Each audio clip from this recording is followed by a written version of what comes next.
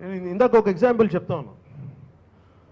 మనలో ఐక్యత. నేను రామారావు గారు ఒక మాట అన్నా, నేను నుంచుంటే నేను ఒక కుక్కను నుంచోబెడితే గెలుస్తాను చెప్పి.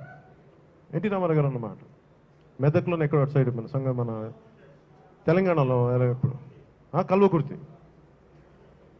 ఆయన ఓడిపోయారు. అంటే ఎంత ప్రజాదరణ ఉన్న నాయకుడైనా సరే నేను ఎప్పుడు నేనే అని అనుకున్నప్పుడు దెబ్బతింటారు. అది మనం చూపించింది ఆ ఉదాహరణ.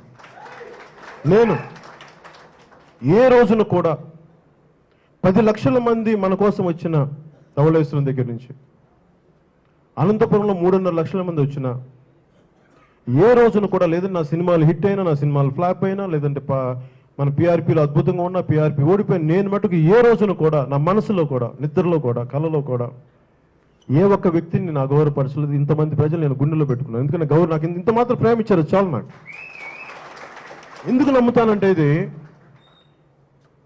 ఎవరైనా సరే సమూహం ఇంత ఇష్టపడే ప్రజల్ని, మీ అభిమానాన్ని నేను ఒక గ్రాంటెడ్గా తీసుకునే వ్యక్తిని, నేనేదో దిగొచ్చాను, నేనేదో పెట్టి పుట్టాను అని నేను ఎప్పుడు అనుకోను. నేను చాలా సర్వసాధారణంగా, చాలా మామూలు అందరిలాంటి వ్యక్తిని. నన్ను ఇష్టపడే వాళ్ళు ఎక్కువ ఉండొచ్చేమో, అది వేరే. అంతేగాని నేనైతే నా గురించి అంత అనుకో. నేను ఎంత సామాన్యంగా ఉండడానికి ప్రయత్నిస్తానో అంత సామాన్యంగా ఉంటాను నేను.